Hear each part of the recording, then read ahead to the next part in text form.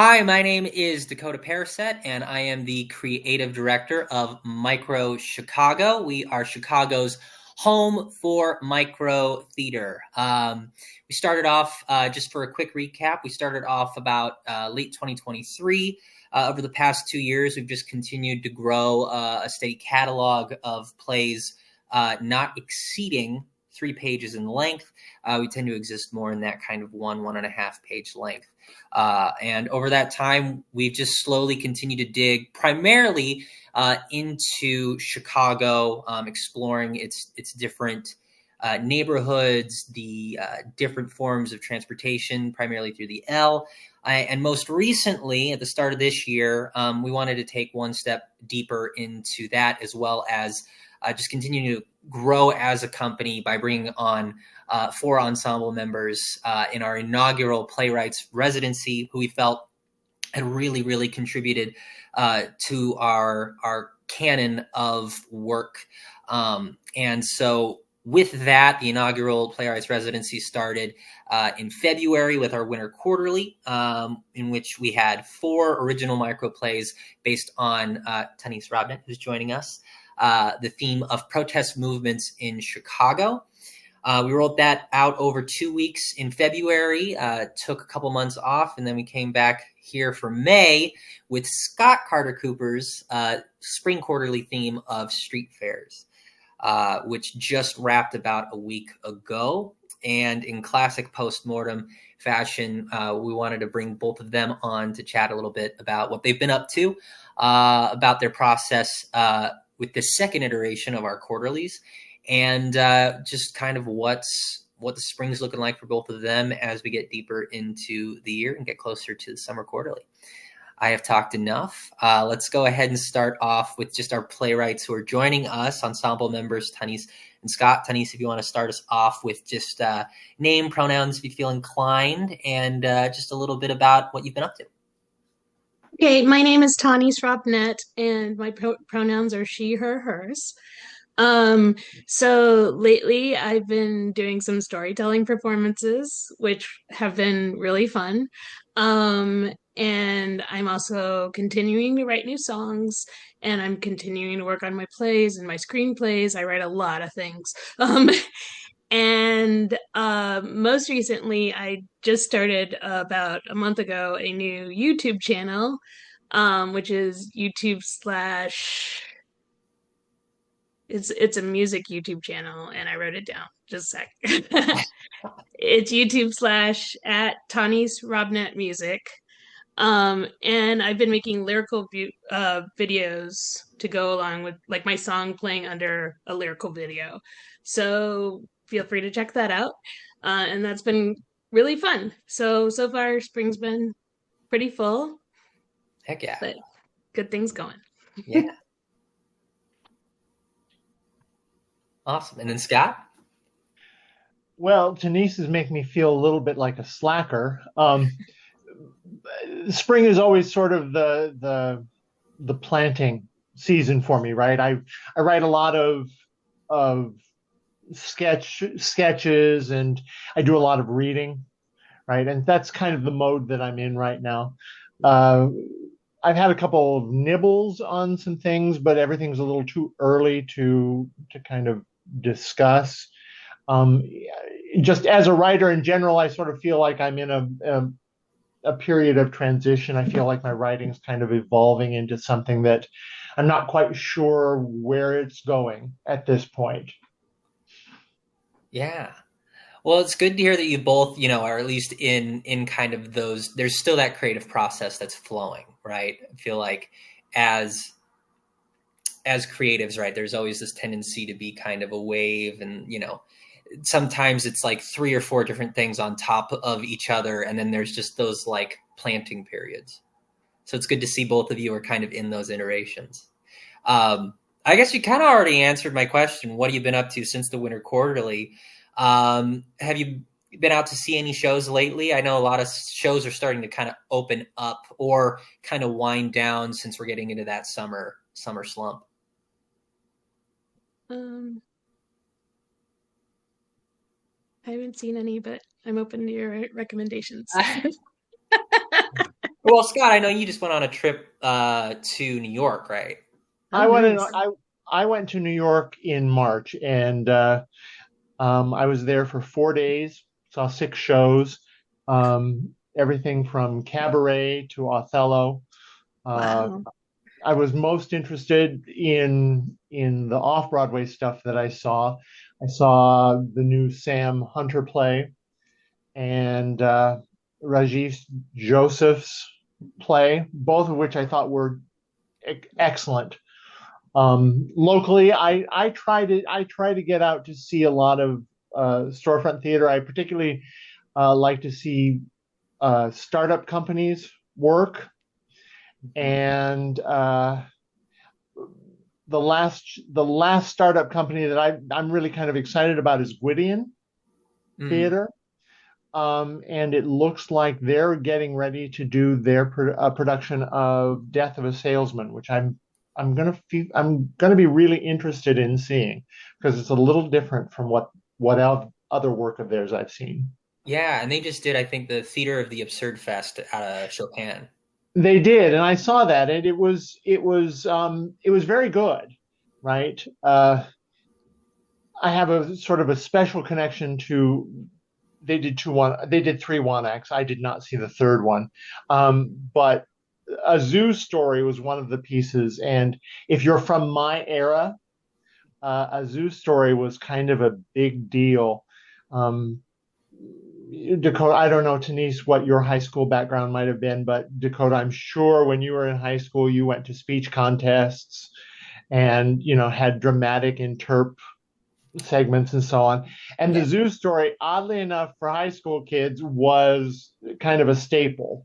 Hmm. So I hadn't read the play in years, and when I sat down and watched their production, which I thought was just outstanding, it all came flooding back to me. Yeah. Um, but that's sort of my theater diet. Yeah. Well, and then Tanise, maybe not seeing so much theater, but definitely you just recently did the most recent BYOT, I believe, right? A couple. Yeah, I was a cat. And I they've been doing a little bit of writing and acting for both of those. yeah, so I wrote in March and I'd done also like three different storytelling. And this past one I was storytelling as my own cat. Um which was really cute. But I've been like experimenting with integrating song because I've said before I love singing song with storytelling. So yeah, that's been pretty cool. Things like that. Well, and kind of with a nice, I think, segue into my kind of next question, music wise, because your play definitely leaned a little more musical in at least the percussion-y aspect. Mhm. For folks who maybe don't remember or don't know, our overarching theme for our inaugural season is connection. I think that kind of shows through in both of your themes, but also kind of in our extended ongoing project with the L, which is kind of that connective structure throughout the city or most of the city. But each of you were given kind of the homework assignment at the top of the year to provide two different themes that we would select from, for each of you getting one for each of the quarters. Again, we mentioned, Tanise, you had protest movements in the winter, and then Scott, you proposed two of them. I forget what the second. You sent a couple, and then I was like, these are great, but could they be more Chicago focused? And then you sent me two more. I can't remember what the other one was, but the one that we ended up selecting was Street Fair. So I guess what kind of settled you on that or the other one? And I guess to then jump off of that, what was sort of the process like this time around with a newer theme, and just it being the second time doing it? So I selected street fair as a possible theme because to me nothing says Chicago more explicitly than the street fairs here. they're very egalitarian, right? You don't have to have a lot of money to go to them. I've watched them kind of evolve over the years uh, to something, just sort of casual gatherings in the street to, the mega street fairs like Halsted Street Fair. Yeah. Uh, but to me, when I think of Chicago, it's the street fair. And I'm up in Rogers Park in Jarvis Square, and the Jarvis Square will have a street fair like once a month, all through the Oh, spring and summer into the fall. Uh, and it's just a very casual, family friendly, diverse event that I really enjoy. Yeah. that's great. And then Tanise, I know you've been kind of around town. You're out in a burb now, but you were living kind of on the south side or near south Yeah, side, right? yeah. Hmm. What are kind of street fairs like down in that area? Um, I'm not sure there about what street fairs are over there. I know that like kind of baseball season, there's a lot of people out because I lived close to the Sox stadium. Um, and it's nice to have that feeling of being around different people. Um, but I'm not sure what kind of, the Bud Billiken. I participated in that once. It's like a parade and a fair, and that's down in Hyde Park, and that's fun. It's so many people, and it's kind of like the Black culture kind of thing too. So that one's really cool. That's right before school starts, and yeah, I guess that's the one that I've been to. Um, but outside of that, I've been to the German one and the Greek one and obviously the Puerto Rican one. So I've been kind of all over the city. Yeah. Well, and I Yeah. think right now is actually so Hot Dog Fest, a short leap, which I'm a part of. We just did a thing at Hot Dog Fest in Portage Park yesterday, but I think May Fest is just happening. It closes today, I think, in Lincoln Square. Um, Hmm. I know that we're getting real close to. Well, it's first day of Pride Month, but we're also coming up on Midsummer out of Andersonville. So those, if you could tell where I'm at in the city. But yeah, it's definitely true that things are really starting to take off. You mentioned Puerto Rican Fest. What was sort of the inspiration behind your play Boricua Drumming? How did you happen upon that? My grandmother's Puerto Rican, so I have a good feeling of the food and the culture and things like that. And so I just kind of wanted to. I thought about like what's something that's like important and special to me because I was thinking about all the festivals I have been to, Right. and I was like, well, what's something that's like really personal? And I was like, I have been to the Puerto Rican Day parade and festival or fair, and I was like, yeah, that's something interesting. And then I added the element of like music and the girl powerness to the play, and that's kind of how I got there. Um, yeah, it's a fun festival. Yeah, I still have my flag. Yeah. Fantastic. And then Scott, you kind of mentioned you're up in the Jarvis Square area. I mean, that essentially is the name of your play. What kind of was the germ for you? Well, like I said, the Jarvis Square street fairs are kind of what street fairs used to be back in the day, Mhm. right?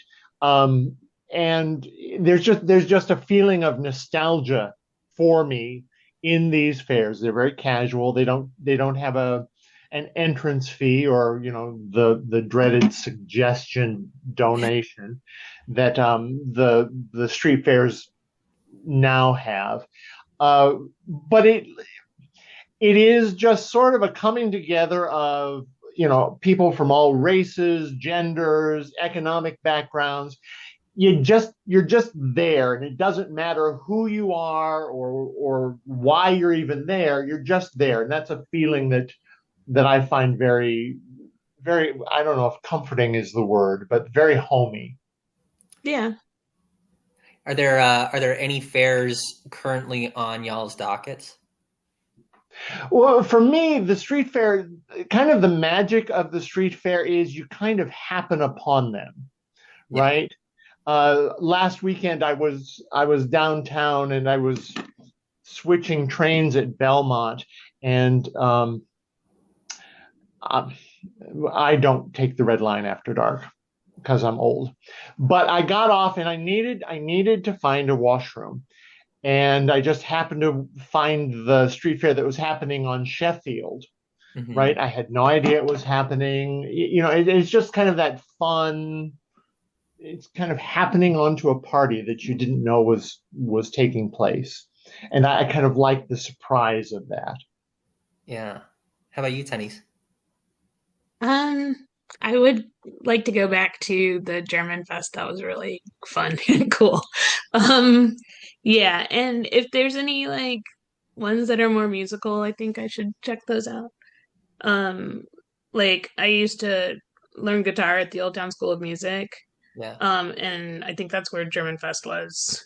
That's why I was there. So yeah, I like the idea of music as well. Yeah. That's Yeah. amazing. Well, kind of leading into our last question here before we get to a couple microbites. What were some of the challenges, if there were any? What was any discoveries with this being kind of our sophomore effort? Was it a little easier for you to ease into the process? You guys usually get a week to write your plays, but were there any big illuminations this time around, or are there any things that you've noticed from doing a little bit more micro theater that has carried over into your more extended work, or vice versa? Um, I mean, it was the same amount of difficulty. It's Yeah. still hard to take to squeeze it all down to like one page or a page and a half. Um, but I think what I learned was to make it more personable. To I feel like I write things that are like about other people that I've imagined. Um, so it was nice to like turn it around and make it about something that was important to me. Um, and that I was connected to. So hopefully I carry that into my future writing. Yeah. How about you, Scott? So for me, the micro play is important to help me focus on developing structure, right? And usually or I have written plays where I just kind of start at the beginning and don't really know where it's going. But Hmm. when you want to keep things to a page, you almost have to know where it's going, where it's ending.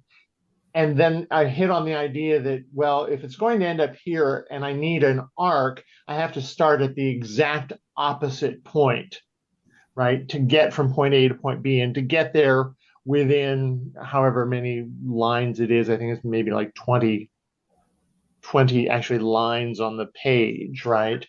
And so I pick a point, probably like line 15, and I highlight that line. I write in a table, and so I will highlight that line and make it green, and that's the point where the shift has to happen. It's all very technical for me at this point, right? Yeah. I know you once sent me a kind of formula for the 10-minute play, which I I have did. Oh. somewhere in my drive. Yeah. About like No. what page number you need to have that certain, and then like where you shift into this portion of the storytelling format. Should find that. Yeah, I'm so the last full length play that I had, I color coded, right? I've got a couple of books, and I don't know which book basically told me, every line has to achieve something, Mm. right? And so I color coded each line, every line. And the lines that I wasn't sure what was happening with that line were gray. And just as an experiment, I then went through and deleted all of the gray lines and read what I had and discovered it was a much better play, right? Wow. So, so I'm not a at the end of the day, I don't think formula necessarily has to dictate the final product, but to be aware of a formula and a structure as you're creating the piece, I'm finding to be very helpful to keep me on track. Yeah. Oh man, there's so many different ways to come to it, right? But then it always you notice the structure. There's always something there. Fantastic. Well, again, before we do kind of do this little sign off, I'm really keeping us on time this time. I know our first one first one I was like 20 minutes, and I think we got to 55, and then the second one I said the same thing. It was about 55. So we're keeping it micro, hopefully, if I can stop talking. In the interest of keeping things kind of tight, we like to play a little kind of lightning round that I've termed micro bites. So I put together about 9 questions. I don't know if you guys had a chance to check them out. Hopefully not. Before I started the meeting here, but I'm just going to ask a very quick question, and we can maybe skip. We'll start with Tanise, Scott, and then Scott, Tanise, and we'll just kind of leapfrog like that. But just right off the cuff, kind of the first thing that comes to mind off a couple of these questions. Y'all ready? Sure. Yeah. You already probably answered this first one, but Tanise, what's your go-to street fair? See, that's actually kind of hard, but I'll go with between the German one and the Puerto Rican one. Awesome. Yeah. For me, it's obviously the Jarvis Square, right? Heck yeah. Spring cleaners? Are you a spring cleaner? I am in the midst of spring cleaning as we speak. Yes, I just dismembered a 25-year-old ficus, which I had emotions about, but it's now gone. Oh. And Tanise? Oh, closets. That was the second part of the question. What's the first thing that gets cleaned? We got closet. I mean, yeah, my closets are always cramped, and for me, it's just the dirtiest room. I start with the dirtiest room, whatever it happens to be that spring. Amazing. Repeat from last quarter. What was the last script you were working on? I just renamed one of my scripts. It's now called The Breakup Coach. It's a screenplay. Cool. Yeah. And I am working on a full-length script. I need a comedy in my book, and so this one's called Eye Candy. Once the weather's nice, which we're actually getting kind of a decent day today, where do you go? Beach. The lake. So I'm kind of known for being haunting Jarvis Square early in the morning. I get up with a book and sit outside one of the cafes and read as people are going off to work. Nice. What's the perfect thing to drink on a warm spring day? Oh, these things. They're ice. They're sparkling ice water. They're like 5 calories, and they're very refreshing. I'm a big Crystal Light guy. Peach mango. Perfect. What's your favorite springtime activity?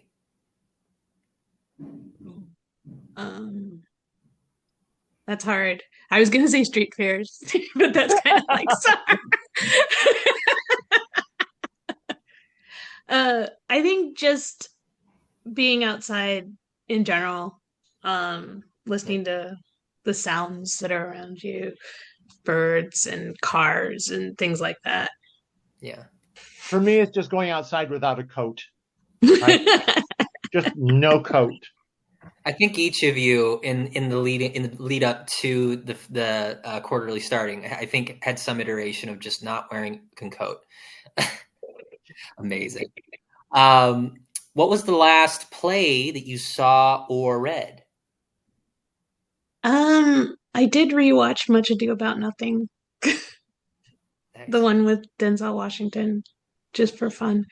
I don't know. It's a movie, but Yeah, I think it great. counts. Yeah. And I saw 42 Balloons at Chicago Shakespeare. Cool. Oh, nice. All right. Finish this sentence. Spring in Chicago is Life. Sorry. I think it was your turn. For me, spring in Chicago is a relief. Mm. I love both of those. And what is something that warms you up?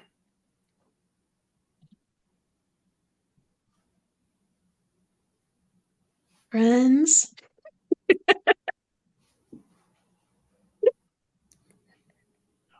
Nothing warms me up. I have a cold, dead heart. Fair enough.